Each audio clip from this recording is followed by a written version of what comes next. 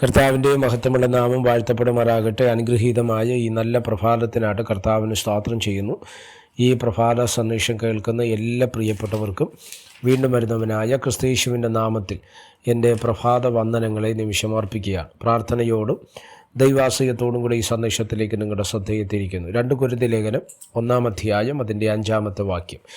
ക്രിസ്തുവിൻ്റെ കഷ്ടങ്ങൾ ഞങ്ങളിൽ പെരുകുന്നത് പോലെ തന്നെ ക്രിസ്തുവിനാൽ ഞങ്ങളുടെ ആശ്വാസവും പെരുകുന്നു. ഇവിടെ നമ്മൾ വായിക്കുന്നത് കഷ്ടത എന്നൊരു വിഷയത്തെ നമുക്കിവിടെ കാണാൻ കഴിയുന്നുണ്ട്, അല്ലേ?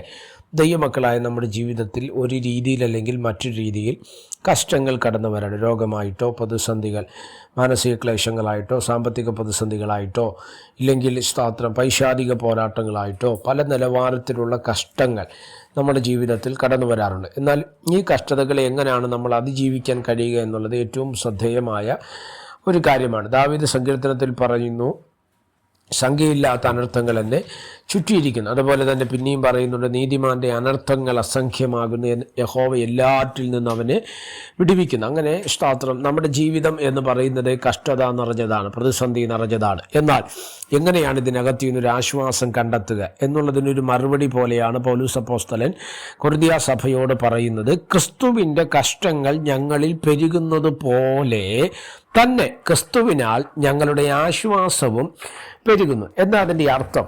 കഷ്ടതകൾ നമുക്ക് പ്രയാസം നൽകുന്നതാണ്, നമുക്ക് ബുദ്ധിമുട്ട് നൽകുന്നതാണ്. എന്നാൽ അതിനകത്ത് വ്യാപരിക്കുന്ന വിടുതലുണ്ട്. എൻ്റെ ചിന്തയിൽ നിന്ന് ഈ വാക്യങ്ങളിലൂടെ ഞാൻ നിങ്ങൾക്ക് മനസ്സിലാക്കി തരാൻ ആഗ്രഹിക്കുന്ന ഒരു കാര്യം, കഷ്ടതയുടെ വലിപ്പം എത്ര മാത്രമുണ്ടോ അത്ര മാത്രമായിരിക്കും നമ്മുടെ ജീവിതത്തിൽ വെളിപ്പെടുന്ന വിടുതലിൻ്റെ ആഴം.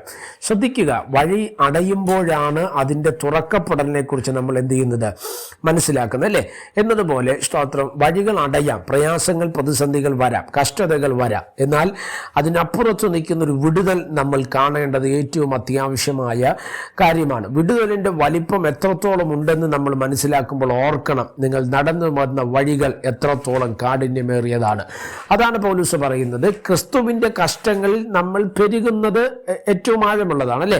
പ്രയാസങ്ങൾ പെരുകുകയാണ്. പക്ഷെ അവിടെ പറയുന്ന അടുത്ത ഭാഗം ശ്രദ്ധിക്കണം, എന്നാൽ ക്രിസ്തുവിൻ്റെ ആശ്വാസങ്ങൾ അതിനനുസരിച്ച് എന്ത് ചെയ്യുകയാണ്, പെരുകുകയാണ്, അല്ലേ? ഓരോ വേദനയ്ക്കും അതിൻ്റെതായ ഒരു തലമുണ്ട്. ആ അതിനനുസരിച്ചാണ് ആശ്വാസങ്ങളും വരുന്നത്. വലിയ വേദനയ്ക്ക് വലിയ ആശ്വാസം എന്നതുപോലെ ചെറിയ വേദനയ്ക്ക് ചെറിയ ആശ്വാസം എന്ന് നമ്മൾ പറയാറുണ്ട്, അല്ലേ?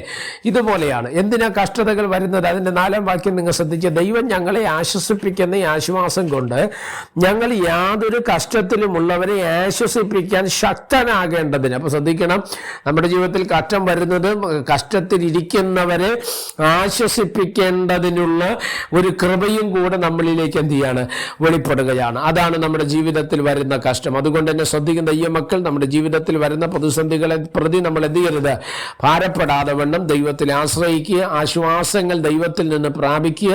അതിനായിട്ട് ദൈവം നമ്മളെ ഒരുക്കട്ടെ. പ്രാർത്ഥിക്കുക. പരിശുദ്ധനായ ദൈവമേ, സ്വർഗീയ നല്ല പിതാവേ, ഈ സന്ദേശത്തിനായിട്ട് സ്തോത്രം. ഈ സന്ദേശം കേൾക്കുന്ന എല്ലാ പ്രിയപ്പെട്ടവരെ തൃക്കരങ്ങൾ തരുന്നു, കൂടെ ഇരിക്കണം.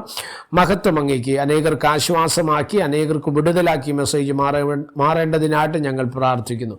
എല്ലാ മഹത്വം കർത്താവിന്, യേശു കർത്താവിൻ്റെ അധികാരമുള്ള നാമത്തിൽ പ്രാർത്ഥനകളെ കേൾക്കണം. സ്വർഗീയ നല്ല പിതാവേ, ആമേൻ. എല്ലാവരെയും ദൈവം അനുഗ്രഹിക്കട്ടെ. God bless you.